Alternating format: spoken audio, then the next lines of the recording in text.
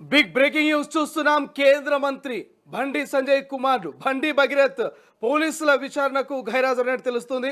పోలీసులు ఆయనపై నమోదైనటువంటి కేసు నేపథ్యంలో నోటీసులు జారీ చేశారు. ఇవాళ మధ్యాహ్నం 2 గంటలకు విచారణకు హాజరు కావాలని చెప్పారు. అయినప్పటికీ బండి భగీరథ్ ఇక నోటీసులకు స్పందించలేదు, విచారణకు హాజరు కానట్టు తెలుస్తుంది. రైట్ నౌ దీనికి సంబంధించి పూర్తి అప్డేట్స్ తెలుసుకుందాం. మా ప్రతినిధి మూషం శ్రీనివాస్ ఫోన్ లైన్లో అందుబాటులో ఉన్నారు. సో మూషం, బండి భగీరథ్ కేసు ఎక్కడి దాకా వచ్చింది?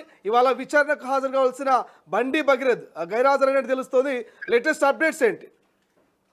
శ్రీశైలం మనము 2 గంటలకు ఖచ్చితంగా వేట్ బషీర్బాగ్ పోలీస్ స్టేషన్ ఎదుట బండి భగీరథ్ హాజరు కావాల్సి ఉంటుంది. కానీ ఆ యొక్క పోలీసులు ఇచ్చినటువంటి ఆ యొక్క లేఖకు బండి భగీరథ్ మాత్రం హాజరు కానటువంటి సందర్భం. మొత్తం మీద రేపు హైకోర్టులో బండి భగీరథ్ వేసినటువంటి యాంటిసిపేటరీ బెయిల్ కి సంబంధించి ముందస్తు బెయిల్ పిటిషన్ అక్కడ వాదనలకు అయితే రానున్నటువంటి సందర్భంలో ఇక దానికోసం వెయిట్ చేస్తున్నారా అని చెప్పేసి కూడా అనిపిస్తా ఉంది. ఇంకొకటి దాదాపు 8వ తారీఖున ఈ యొక్క కేసు నమోదైతే ఇప్పుడు మనం 13వ తారీఖు వచ్చాం. దాదాపుగా వారం రోజులు కావస్తా ఉంది.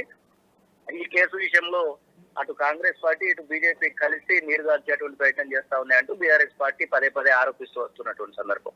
మరొక వైపు బీఆర్ఎస్ పార్టీకి సంబంధించినటువంటి నేతలందరూ కూడా ఒకవైపు డీజీపీ ఆఫీస్ ముట్టడి, తర్వాత పేడ్ బషీర్బాగ్ సంబంధించినటువంటి ఆ యొక్క పోలీస్ స్టేషన్ ముట్టడి, తర్వాత చైల్డ్ రైట్స్ సంబంధించినటువంటి అధికారులను కలవడం, ఇట్లాంటి ఇవన్నీ కూడా వాళ్ళు కంటిన్యూగా చేస్తూ వచ్చినటువంటి సందర్భం. మొత్తం మీద ఈ బండి భగీరథ్ సంబంధించి లుకౌట్ నోటీసులు జారీ చేస్తే ఖచ్చితంగా బాగుంటుంది. లుకౌట్ నోటీసులు జారీ చేసి దొరకబట్టాల్సినటువంటి సందర్భాన్ని పదే పదే గుర్తు చేస్తా ఉన్నారు కొంతమంది న్యాయ నిపుణులు. మరొక వైపు బండి భగీరథ్ ఎక్కడికి పోలేదు, తన తండ్రి సంరక్షణలోనే ఉన్నాడు. తన తండ్రికి కేంద్ర హోంశాఖ సహాయ మంత్రి పదవి ఉంది కాబట్టి ఆ పదవిని అడ్డం పెట్టుకొని ఈ యొక్క బండి భగీరథ్ను కాపాడేటువంటి ప్రయత్నం జరుగుతుందంటూ కూడా కొన్ని వార్తలను అయితే మనం చూస్తా ఉన్నాం. మొత్తం మీద బండి భగీరథ్కు సంబంధించినటువంటి విషయంలో ఒక హాట్ టాపిక్ గా మారినటువంటి విషయం అందరికి తెలిసిందే. మరి బండి భగీరథ్ ఎక్కడున్నాడు ఏంటి అనేది మాత్రం ఇప్పటివరకు అయితే ఒక ప్రశ్నార్థకంగా మారినప్పటికీ ప్రధానంగా హైదరాబాద్ లాంటి మహానగరంలో అక్కడక్కడ కొన్ని పోస్టర్లు వెలిసినాయి. బండి భగీరథ్ కనిపించట్లేదు, అప్స్కార్ లో ఉన్నాడు, కనిపిస్తే 100కి డైల్ చేయనట్టు కొన్ని పోస్టర్లు దర్శనమిస్తున్నాయి. మరోవైపు మెట్రో సంబంధించిన ప్రయాణికుల విషయం, మెట్రో ప్రయాణికులకు సంబంధించి కూడా కొంత అక్కడక్కడ మనం చూస్తా ఉన్నాం. మెట్రో ప్రయాణికులతో కొంతమంది బండి భగీరథ్ కనిపిస్తే 100కి డయల్ చేయండి అంటూ కూడా కొంత వాళ్ళు వినూతమైనటువంటి నిరసన వ్యక్తం చేస్తాం. ప్రధానంగా బండి భగీరథ్ కు సంబంధించినటువంటి విషయంలో లుకౌట్ నోటీసులు జారీ చేస్తేనే తను ఎక్కడున్నాడో బయటపడుతుంది అనేటువంటి అంశాన్ని పదే పదే ప్రస్తావిస్తూ వస్తున్నారు న్యాయ నిపుణులు. మరి ఆడియో వినపడుతుందా? వినిపిస్తుంది, చెప్పండి. ప్రధానంగా లుకౌట్ నోటీసులు జారీ చేసి దొరకబట్టాలి, ఈ విషయంలో మరి తాత్సారం చేస్తున్నారు అనేటువంటి అంశాన్ని కూడా పదే పదే ప్రస్తావిస్తూ వస్తున్నటువంటి పరిస్థితి. మొత్తం మీద ఒకవైపు బండి భగీరథ్ విషయాన్ని ఆటుంచితే మరొక వైపు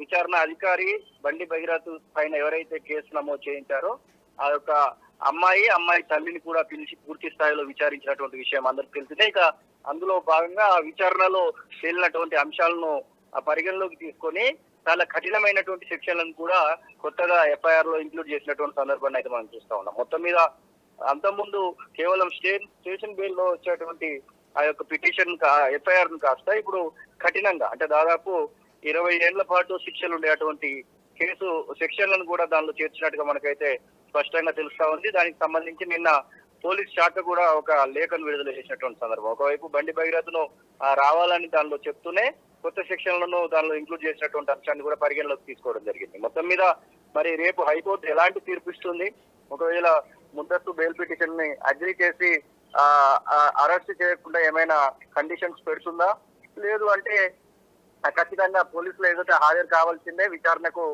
సహకరించాల్సిందే అనేటువంటి తీర్పు వస్తుందా, ఇది కూడా ఒక ప్రశ్నార్థకంగా మిగిలింది. కానీ మొత్తం మీద సాధారణమైనటువంటి వ్యక్తి ఉంటే ఇంత తాత్సారం జరిగేదా? సాధారణమైనటువంటి వ్యక్తి విషయంలో చేస్తున్నటువంటి ఆ యొక్క ఎంక్వైరీలకు ఇప్పుడు పొలిటీషియన్స్ సంబంధించినటువంటి కొడుకుల విషయంలో చేస్తున్నటువంటి ఎంక్వైరీలకు చాలా పొంతన కనబడట్లేదు, చాలా వేరే వ్యత్యాసం. మూషం ప్రధానంగా అసలు ప్రత్యేక దర్యాప్తు బృందాన్ని ఏర్పాటు చేయడం ఏంటి? అసలు కేవలం కేసును నీరుగార్చేందుకే కొంత సమయం వృధా చేయడానికే మరి సిట్టును ఈ రాష్ట్ర ప్రభుత్వం ఏర్పాటు చేసింది. కేవలం బండి సంజయ్ కుమారుడు అయినందుకే ఈ రకమైనటువంటి వ్యవహార శైలి కనిపిస్తున్నట్టు కూడా ఇటు అధికార కాంగ్రెస్ పార్టీ మీద ముఖ్యమంత్రి మీద కూడా కొంత ప్రతిపక్షాలు విమర్శలు చేస్తూ ఉన్నాయి. సో దీని మీద కామెంట్ ఏంటి, ప్రతిపక్షాల నుంచి వస్తున్నటువంటి ఫీడ్బ్యాక్ ఏంటి?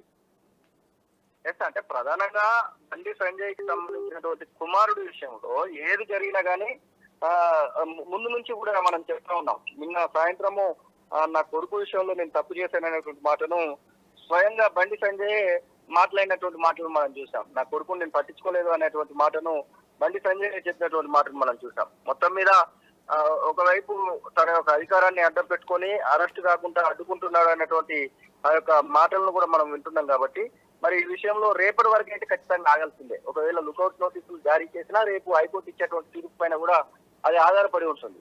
ఒకవేళ పోలీసులు తనకు సంబంధించి నోటీస్ ఇచ్చినప్పటికి కూడా అటెండ్ అవ్వలేదు కాబట్టి ఈ రోజు రాత్రికి రాత్రి అరెస్ట్ చేసేయడానికి కూడా అవకాశాలు అయితే కనబడతా ఉన్నాయి.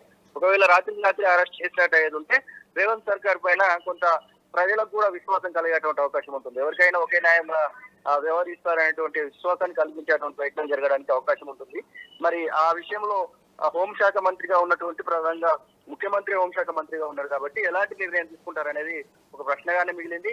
మరి నోటీసులకు అటెండ్ అవ్వలేదు కాబట్టి అరెస్ట్ చేయడానికి ఏమైనా ప్రయత్నాలు చేస్తారా, లేదు అంటే రేపు హైకోర్టు ఇచ్చేటువంటి తీర్పు కోసం ఎదురు చూస్తూ ఉంటారా అనేది కూడా ఒక ప్రశ్నగానే కనబడతా ఉంది Srisailam. Right, thank you Musham, thanks for update. ఇది బండి భగీరథకు సంబంధించి ఆయన ఇవాళ మరి పోలీసుల విచారణకు గైరాజరైనరు. సో పేట్ బషీర్బాద్ పోలీస్ స్టేషన్లో బండి భగీరథ్ పైన ఫోక్సో కేసు నమోదైంది. సో ఈ నేపథ్యంలోనే పోలీసుల విచారణకు ఆయన హాజరు కావాల్సి ఉంటే కానీ ఆయన డుమ్మా కొట్టారు. బట్ పేట్ బషీరాబాద్ పోలీస్ స్టేషన్లో బండి భగీరథ్పై ఈ కేసు నమోదైనప్పటి నుంచి కూడా రాష్ట్ర వ్యాప్తంగా చర్చనీయాంశంగా మారింది. సో స్పెషల్ ఇన్వెస్టిగేషన్ టీం ఈ కేసును విచారిస్తుంది. ఇందులో భాగంగా విచారణకు రావాల్సిందిగా భగీరథ్కు పోలీసులు నోటీసులు జారీ చేశారు. ఈరోజు మధ్యాహ్నం 2 గంటలకు విచారణకు రావాలంటూ నోటీసులో పేర్కొన్నారు. అయితే సమయం గడిచినప్పటికీ భగీరథ్ పోలీసుల విచారణకు హాజరు కాలేదు. ఈ కేసుకు సంబంధించిన ఎఫ్ఐఆర్లో పలు సెక్షన్లలో పోలీసులు జోడించారు. బిఎన్ఎస్ 74, 75తో పాటు సెక్షన్ 5I రెడ్ విత్ 6 కింద కేసులు నమోదు చేశారు. బాధితురాల నుంచి రెండోసారి స్టేట్మెంట్ రికార్డ్ చేశారు.